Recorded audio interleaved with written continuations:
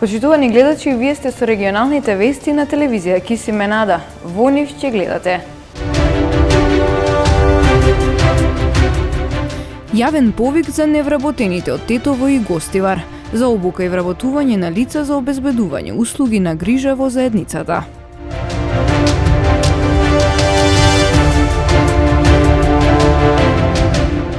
Четворица пациенти со COVID-19 во моментов се хоспитализирани во Тетовската болница.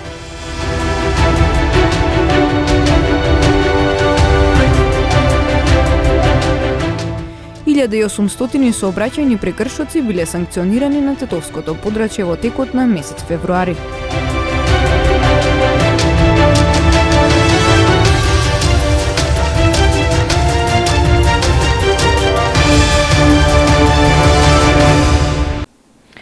Агенцијата за вработување објави јавен повик за мерката обука и вработување на лица за обезбедување услуги на грижа во заедницата, имплементирани од агенцијата во партнерство со УНДП, Швајцарската агенција за развој и соработка.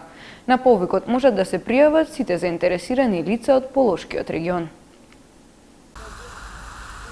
Невработените лица од Тетово и од Гостивар кои се евидентирани во Агенцијата за вработување имаат можност да се пријават на објавениот јавен повик за обука и вработување на лица за обезбедување услуги на грижа во заедницата.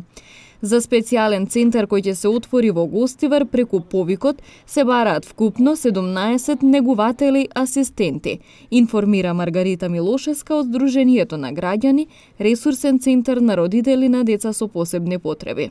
На 23 февруар Агенцијата за вработување на Северна Република Македонија има отворено оглас за обуки за негователи за Алцхаймер, за мултиплек и за одмена на семејна грижа.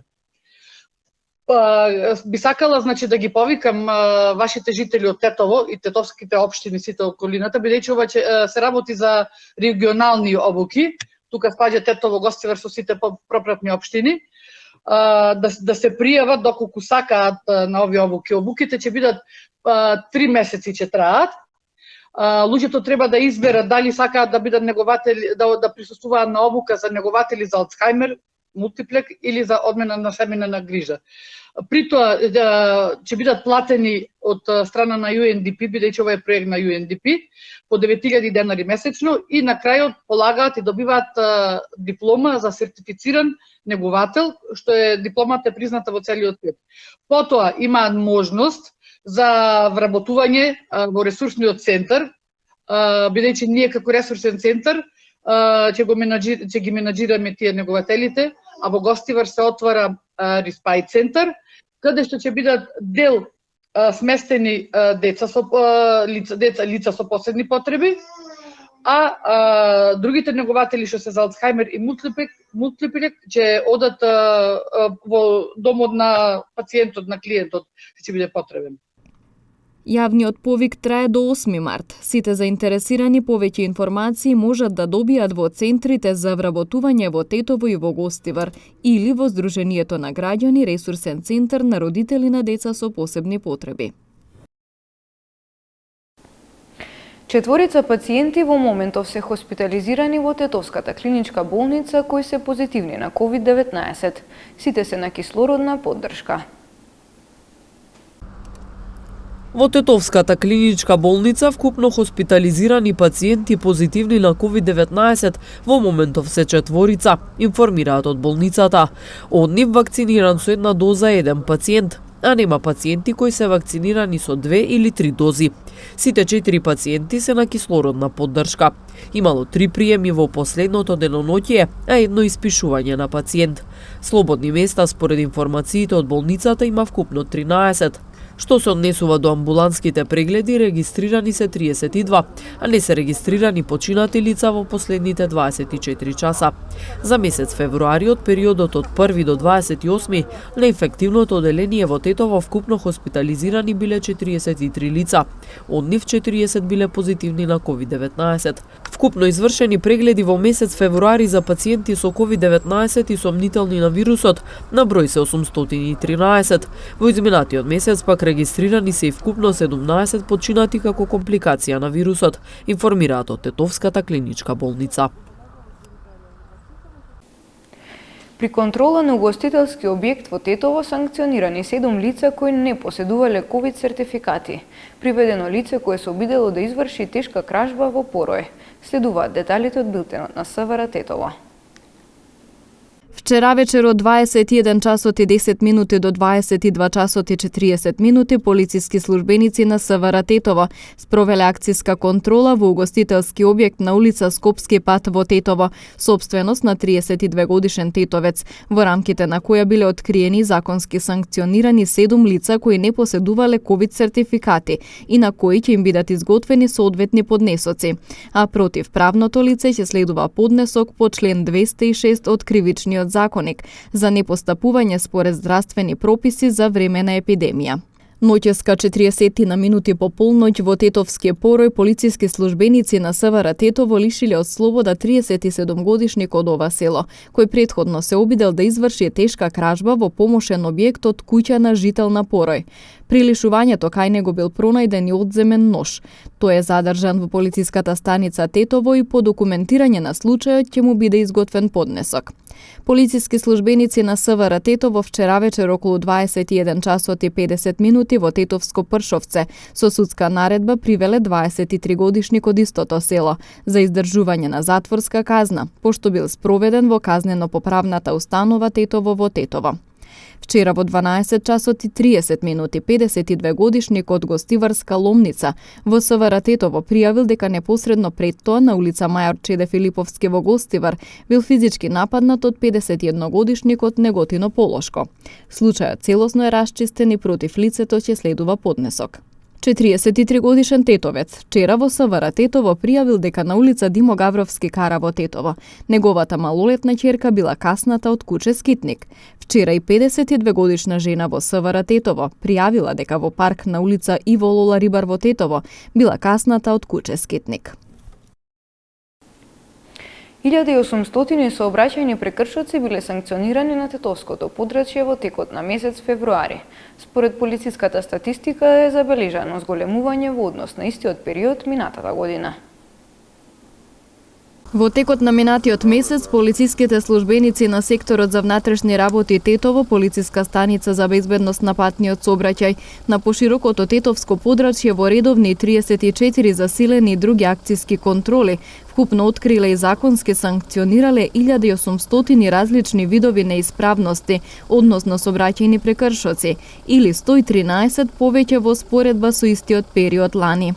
Во контролните активности спроведени минатиот месец, а поради констатирани прекршоци, од сообраќај биле исклучени 66 возила, од кои 54 поради истечена регистрација до и над 30 дена и 12 поради утврдена техничка неисправност, најмногу на сопирачките.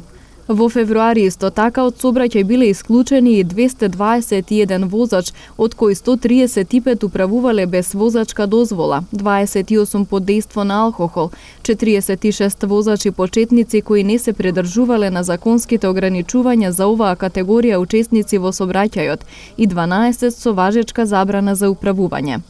Покрај тоа во овој период времено биле одземени 9 возила, 76 возачки, 43 сообраќајни дозволи, додека тетовската пајак служба вкупно подигнала 219 непрописно паркирани возила, најмногу во централното градско подрачје и пред се во така наречени двојни редови, во зона на крстосници, на пешачки премини и на други недозволени места.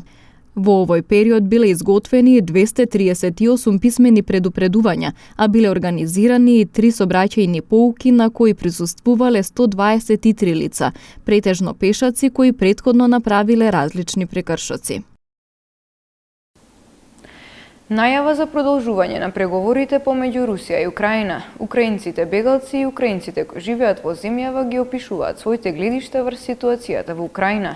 Министерот за надворешни работи на Русија Сергеј Лавров со загрижувачка изјава за користење нуклеарно оружје во потенцијална трета светска војна. Руската делегација ќе пристигне во попладневните часови на местото каде што треба да се одржи нова рунда преговори со представниците на Украина и ќе биде подготвена да ги продолжи разговорите вечерва, изјави портпаролот на Кремљ Димитри Песков. Песков одби да прецизира на која локација ќе се одржи состанокот, пренесува ТАС. Нашата делегација ќе биде таму доцна попладне, ќе ги чекаат украинските преговарачи.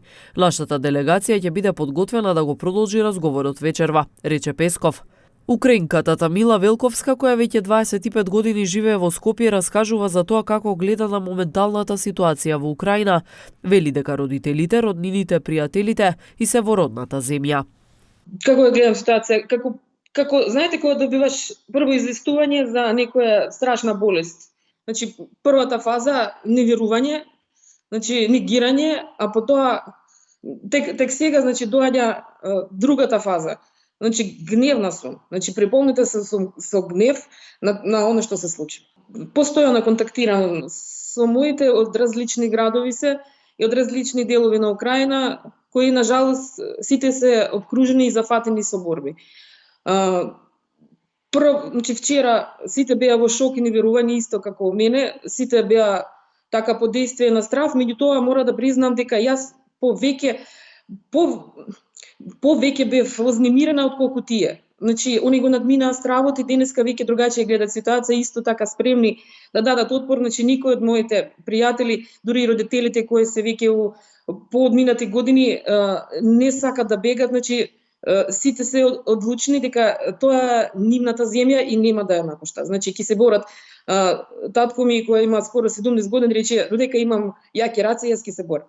Своето искуство го раскажува и бегалка од Украина, која со својот син го напуштила Киев. We leave Kiev by train to Lviv, and after that by car, by taxi.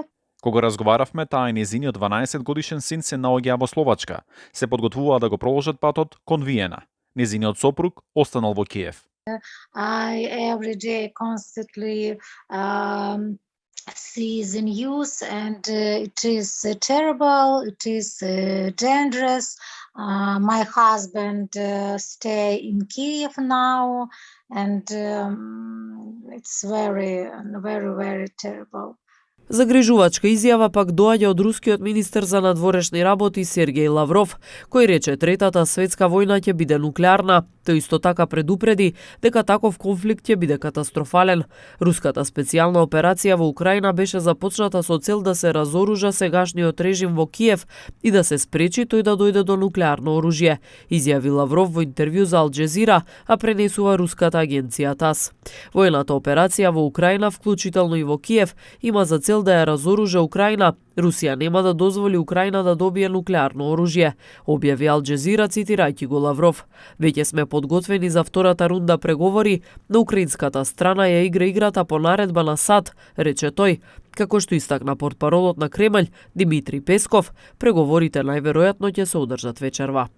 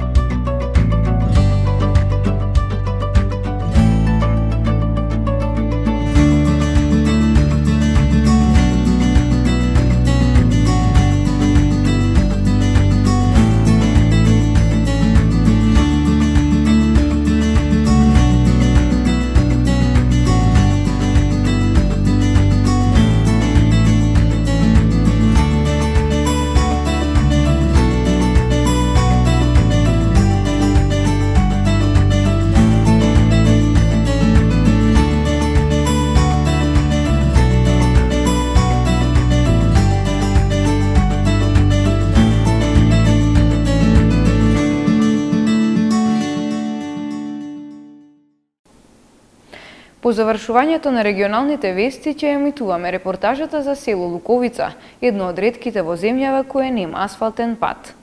Почитувани гледачи, ви благодариме за вниманието. Пријатно!